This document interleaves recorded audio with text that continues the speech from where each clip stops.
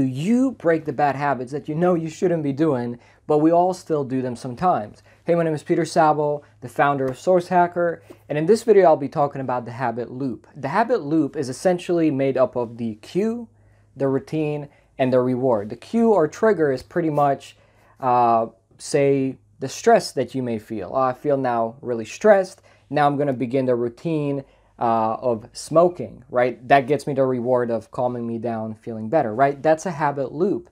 Person feels stressed at work, they smoke, they feel better, and they keep doing it again and again because clearly this reward seems to fix this problem right here. That cue, that trigger is that stimuli that makes them want to do it, right? So we all have these habit loops. And what I'd recommend as step number one is to be aware of them. So take a piece of paper or a spreadsheet and then just write down cue or trigger, routine or the habit itself, and then reward. What's the satisfaction out of it?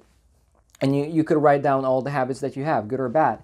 Now, most people, what they try to do is they just try to change their routine, right? So there's still the same cue of, let's say you're stressed, but now instead of reaching for a cigarette, now you go meditate, and then you get the same reward of calming down. And it does work to a degree, but a lot of people have issues with, sticking to the new routine, new habit. The old one has been too ingrained, or maybe they do it for a week and then they fall right back. And I know I've been guilty of this way too many times myself, and I'm still not perfect today.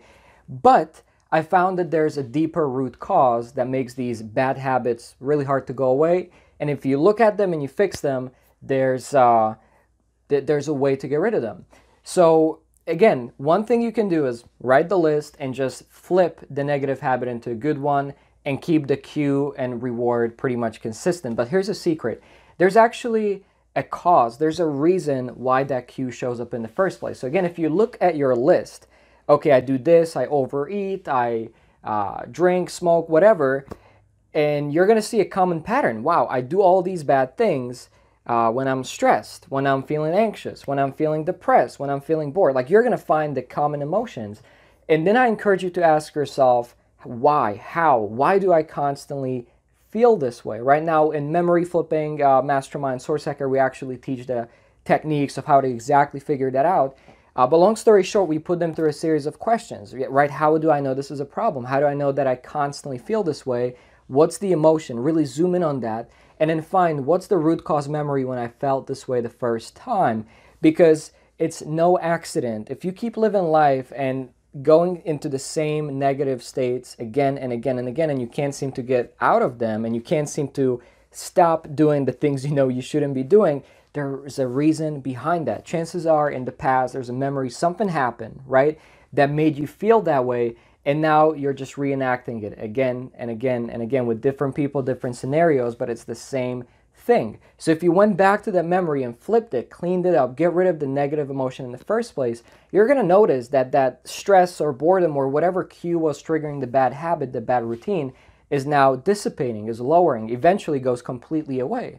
So imagine if you could go to the root cause instead of just the surface level, and you could get rid of that negative emotion that's causing you to smoke, to overeat, to do all these things, right? Imagine if that low level of anxiety, that stress wasn't there anymore. You didn't have to calm yourself down anymore.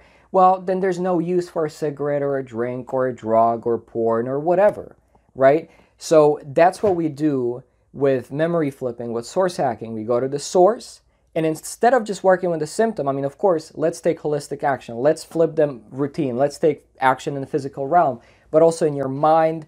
And deeper than that, we go to the source, we flip that, and boom, the desire to do these bad things goes away, and these bad habits fall away pretty much on their own. So if this was helpful, click the like, let me know, and if you have any questions, let me know as well. This is Szabo, and see you in the next one.